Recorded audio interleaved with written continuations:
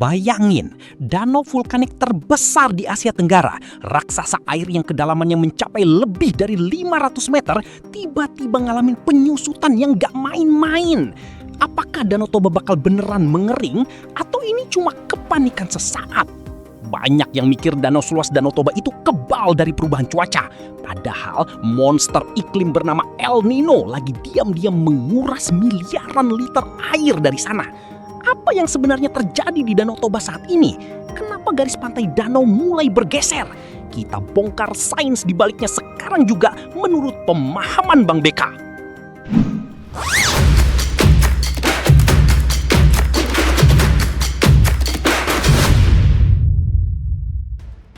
Halo semuanya, balik lagi bareng gue Bang Beka. Sebelum kita masuk ke Danau Toba, kita harus paham dulu musuh utamanya, El Nino. Secara sederhana, El Nino itu fenomena pemanasan suhu permukaan laut di Samudra Pasifik bagian tengah sampai timur.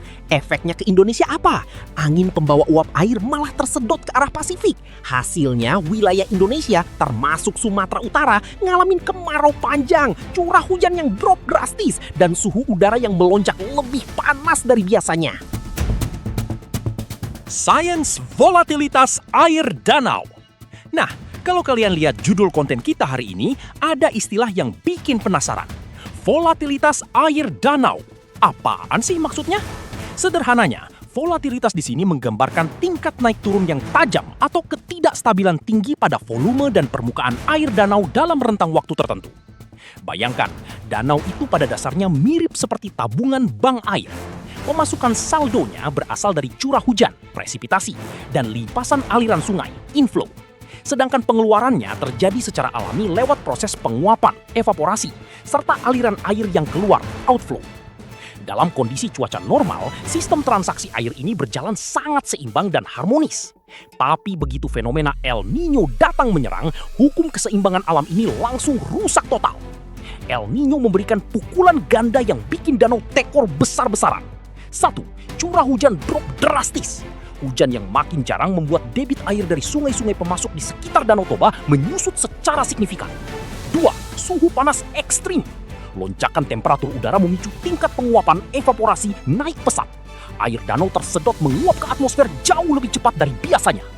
Jadilah terjadi ketimpangan ekstrim. Air yang keluar lewat penguapan jauh lebih melimpah dibanding air yang masuk dari hujan maupun sungai. Inilah pemicu utama yang membuat grafik volume dan permukaan air danau melonjak naik turun secara liar.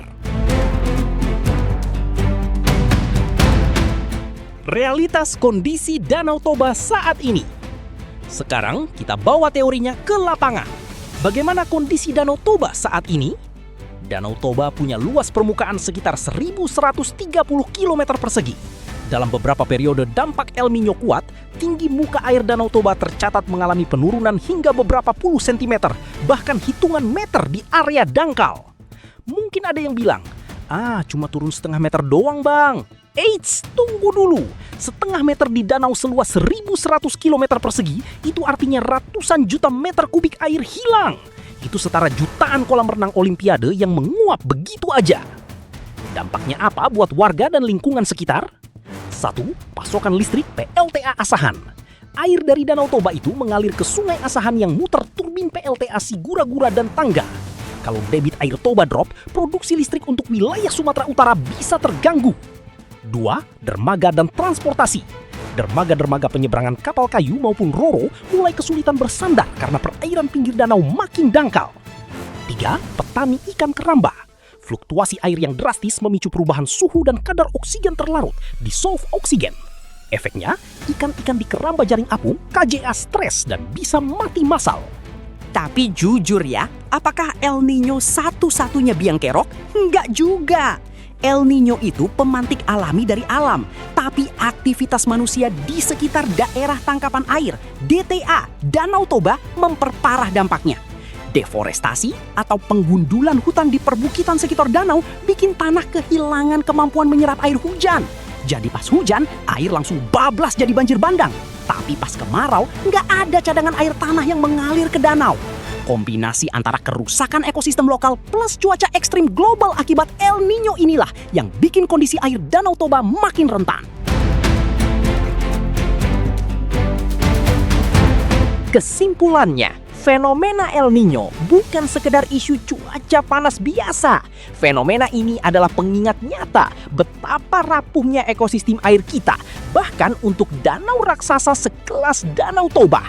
Menjaga Danau Toba bukan cuma tugas pemerintah, tapi respons kolektif kita untuk menjaga kelestarian hutan di sekitarnya dan beradaptasi dengan perubahan iklim global. Menurut kalian gimana?